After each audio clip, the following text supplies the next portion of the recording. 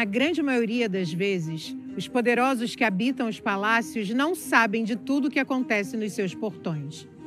No encontro anterior, conhecemos Assuero, Vasti, Mordecai e Esther, a nossa protagonista, que encerrou o primeiro episódio sendo coroada rainha da Pérsia. Sua beleza chamava a atenção de todos, assim como seu coração obediente. Mas não pensemos que beleza e obediência eram méritos ou pura sorte de Esther. Todos os eventos dessa história, assim como todas as características e ações dos personagens, estão interconectados na metanarrativa do Deus que rege soberanamente a história. Apesar da ausência do nome de Deus, a soberania divina se revela de forma primorosa ao longo do livro de Esther, tanto em sua estrutura literária, quanto nos conceitos subjacentes à narrativa. A providência divina é testemunhada de maneira sutil e profunda, envolvendo cada detalhe da história. Ainda há muita coisa a acontecer no reino da Pérsia. Notícias que aconteciam do lado de fora e além dos portões.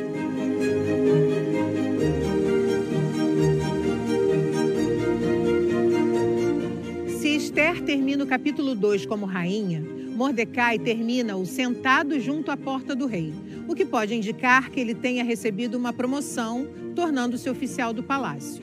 Por estar no lugar certo e na hora certa, acabou tendo conhecimento de uma conspiração contra o rei. Ele revelou o plano traidor à rainha Esther e ela contou tudo ao rei em nome de Mordecai. Como resultado, os 2 traidores foram enforcados e a história foi registrada no livro real. Esse fato é muito importante e voltaremos a ele em breve. Antes, porém, vamos conhecer um novo personagem. O nome dele é Amã e ele acaba de receber o cargo mais elevado do que todos os oficiais do reino. Amã é um homem soberbo, orgulhoso e arrogante. Pertencia à tribo de Amaleque, chamada Amalequita, um povo inimigo do povo de Deus. Mordecai, como registrado em Esther 2:5, era um judeu da tribo de Benjamim, filho de Jair, filho de Simei, filho de Quis. Sua genealogia, portanto, o liga a Saul, que viveu cerca de 500 anos antes e também era benjamita. Ao passo que Amã era descendente de Agag, o rei dos Amalequitas, que foi poupado por Saul, conforme relato de 1 Samuel 15:9. Portanto, o embate entre esses 2 personagens espelha os conflitos anteriores entre seus antepassados. Mas voltemos à nossa história e ao nosso personagem, que, tendo recebido um cargo mais elevado do que o de todos os oficiais que estavam com ele, era digno de honras. Assim, segundo ordem do rei, todos deveriam se inclinar diante de Amã. Apesar de essa atitude fazer parte da etiqueta persa, simbolizando respeito e cordialidade, para Amã havia um quê de louvor e honra neste ato. Imagino como ele ficava feliz ao perceber que todos se inclinavam e prostravam perante ele. Quer dizer, todos exceto Mordecai, que era judeu e certamente sabia da história de animosidade entre amalequitas e os filhos de Israel e se recusava a ajoelhar-se ou se prostrar diante de Amã. Além disso, Mordecai possuía fé no Deus de Israel. Ainda que isso não esteja escrito no livro de Esther, essa história revela que a mão invisível de Deus está presente a cada ato narrado, conduzindo a trajetória de seu povo e conduzindo também as ações de Mordecai, como temos visto.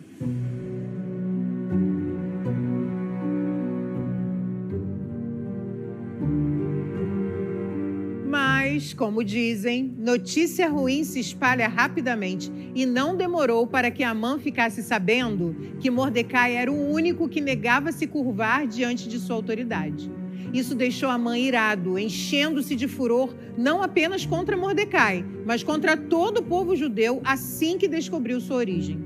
Julgou que era pouco nos seus propósitos atentar apenas contra Mordecai, porque lhe haviam declarado de que povo era Mordecai. Por isso, Amã procurou destruir todos os judeus, povo de Mordecai, que havia em todo o reino de Assuero. Vemos aqui a soberba de Amã servindo-lhe como cegueira. Ele não pensa em mais nada, apenas em se vingar da afronta de Mordecai. Como assim o judeu não se prostrava diante dele? Como assim ele recebia a honra de todos, menos daquele judeu?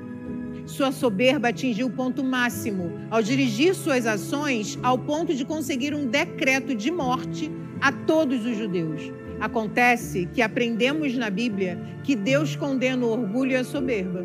Em Provérbios 16:18, lemos que a soberba precede a ruína e a altivez do espírito a queda.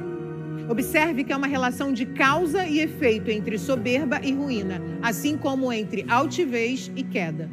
A relação entre as palavras desses pares é triste e medonha. A menos que haja uma mudança de rota e o coração onde reina a soberba passe a ser governado por Jesus, sem o qual nada podemos fazer, somente se assim for, haverá honra para o humilde. No entanto, permita-me um spoiler. Não haverá honra para o agagita Amã. Sua soberba e orgulho nos anunciam qual será o futuro dessa história. Num plano maquiavélico, após lançar sortes, Amã reservou dia, mês e ano para a extinção de todos os judeus e conseguiu convencer o rei Assuero a publicar um decreto autorizando a matança. Quão sombrio será o futuro para esses judeus? Pelo que se anuncia, esse decreto do rei seria o fim dos judeus, a menos que a mão invisível de Deus intervenha mais uma vez nessa história. Isso é o que veremos no próximo episódio. Até lá!